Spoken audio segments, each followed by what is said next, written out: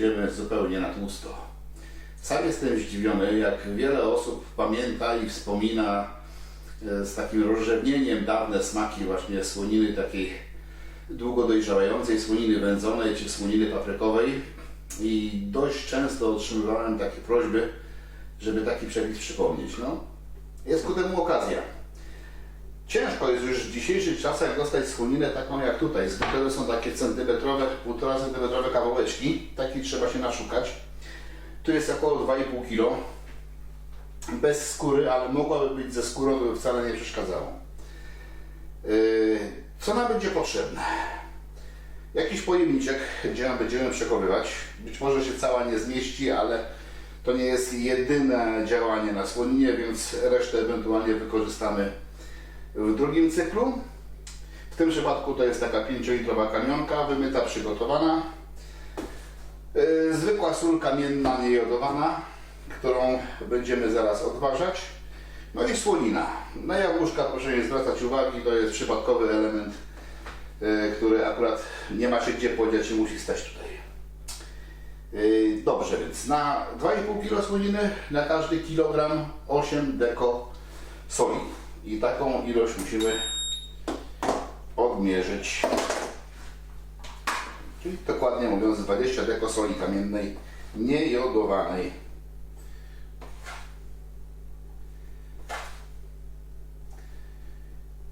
To 20, 160, o, jest. I teraz to ma być sól prażona. Co znaczy sól prażona? Sól wysypana na patelnię i ogrzewana. Ogrzewana do czasu, aż przestanie wydawać takie charakterystyczne dźwięki takiego pykania. Po co sól prażymy? Prażymy po to, żeby z jednej strony pozbyć się ewentualnie wilgoci, która by w niej była, a już na pewno pozbyć się drobnoustrojów. Sól jest bakteriostatyczna, hamuje rozwój drobnoustrojów, ale nie zabija ich. A poza tym nie wszystkich. W niskich stężeniach bardzo wiele drobnoustrojów przeżywa, a są takie drobnoustroje, którymi wysokie stężenia soli nie przeszkadzają. Więc być może też wszystkiego tym prażeniem nie wybijemy, ale na pewno zdecydowanie ograniczymy ilość tego, co w tej soli żyje. Także zabieramy się za prażenie. Na rozgrzewającą się patelnię wysypujemy sól. Rozprowadzamy w miarę równiutko.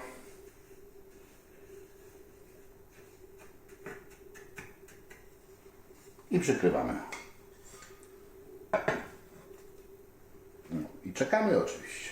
W zależności od ilości soli ten proces może zająć 10-20 minut, ale ważne jest to, nie usiłujmy tej soli spalić, nie grzejmy na maksa, a w trakcie prażenia raz na jakiś czas trzeba coś takiego zrobić, żeby tu się nic nie stało. Słychać było taki charakterystyczny pyk przed chwilą. Kiedy już prażenia jest dosyć, sięgamy po patelnię, wysypujemy wszystko na talerz, niech to spokojnie się dostudzi. Widać, że gorące.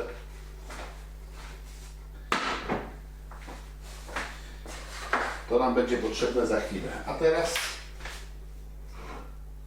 porządny nóż. No i kroimy. Takie plasterki na szerokość dłoni, ale może moja dłoń jest za szeroka, więc jeszcze węziej.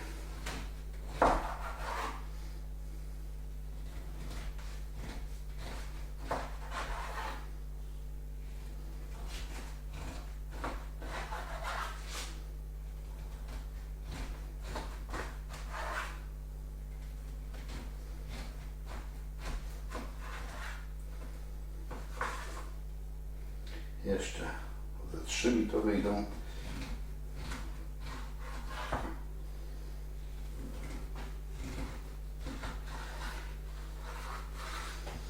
No, z pewnością się tu wszystko nie zmieści od tej kamionki, ale to, tak jak rzekłem, nie ma większego znaczenia, ponieważ będzie też inne zastosowanie dla niej. No i teraz tak, to jeszcze gorące. Jeszcze musimy poczekać.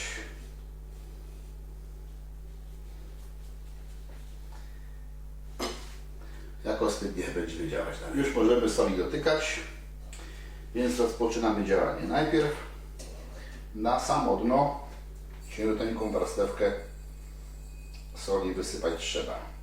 O. Teraz każdy z tych kawałków, oczywiście co jest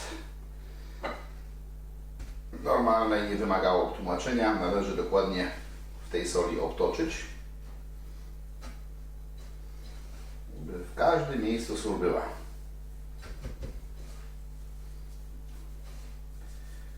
Nie jakimiś tam grubymi warstwami, ale ukryte ma być wszędzie.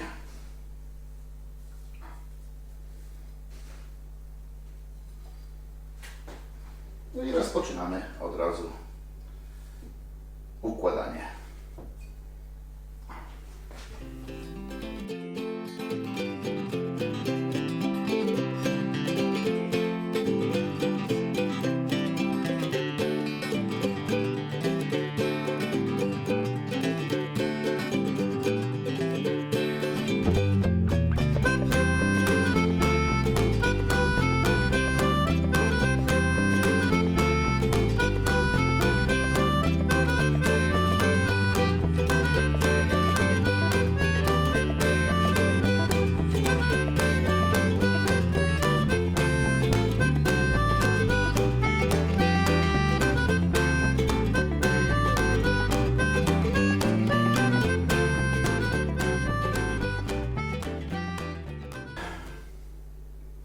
No i mamy włożone wszystkie kawałki słoninki do naszego pojemnika z kamionki. Jak widać, ładnie się zmieściły.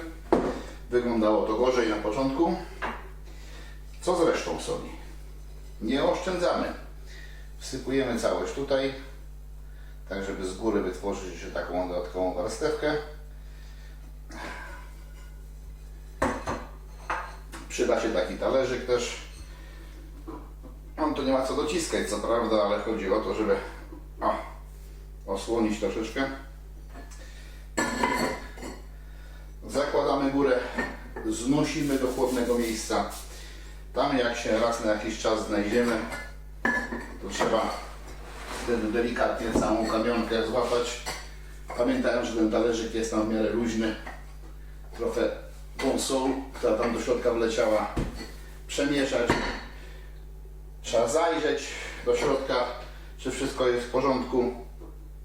Jeżeli byłyby jakieś wątpliwości, za wilgotno by się zrobiło, dobrze jest troszeczkę świeżej soli dosypać, chociaż to się rzadko zdarza i zwykle to nie jest potrzebne. No musi teraz troszeczkę postać. Minęły 4 tygodnie, odkąd słonina została włożona do tego pojemnika, do tego naczynia. Ale 4 tygodnie to jest nic. Tak przygotowana słonina może być składowana i 6 miesięcy. I nic jej się stać nie powinno. Zapach powinien być świeżutki, fajny, bardzo przyjemny. Weźmy jakiś jeden kawałeczek. Nic się z nią nie dzieje. Bardzo ładnie pachnie. Czuć, że jest konsystencja inna troszeczkę niż na początku. Jest ładnie obtoczona solą. Oczywiście bardzo słona. Kroi się delikatnie. Pierwszy kawałek jest bardzo słony, że tak powiem, więc go na razie odłożę na bok. Delikatnie odkrajamy drugi.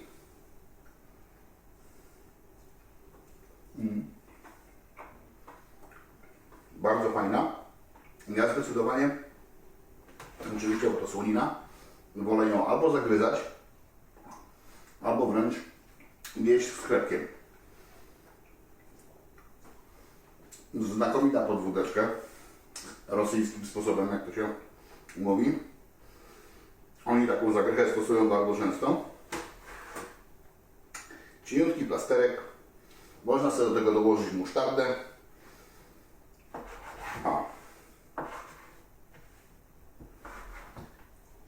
chociaż w smaku jest i tak bardzo intensywny. Bardzo dobra taka powinna być. Dalsze przegotowanie może się odbywać w ten sam sposób. Można też z naturalnego płótna. Przełknę. Z naturalnego płótna jakiś worek typu poszewka, na przykład na poduszkę, albo jakiś worek lniany, czy z innego naturalnego tworzywa. Najlepiej jest zamoczyć w bardzo mocnej, słonej wodzie, gorącej, po to, żeby go z jednej strony odkazić, z drugiej strony nasączyć solą. Potem przygotować taką solankę, mieszaninę soli, na przykład i majeranku, obtoczyć to wszystko, obrzucać, wymieszać i wrzucić do tego worka. Też spokojnie taki worek można w chłodnym miejscu powiesić, przepraszam, i będzie tam spokojnie i długo wisiał. W moim domu rodzinnym pamiętam, że taki worek właśnie ze słoninką wisiał i można było raz na jakiś czas tam pójść do niego i taką kosteczkę jedną wyciągnąć i degustować. Oczywiście bardzo to odbiega od dzisiejszych zwyczajowych wędlin, ale ciągle są jeszcze tacy, co pamiętają, jak to smakowało i nadal to lubią. Też należy do tych osób. Kto nie próbował, niech spróbuje. Smacznego życzę.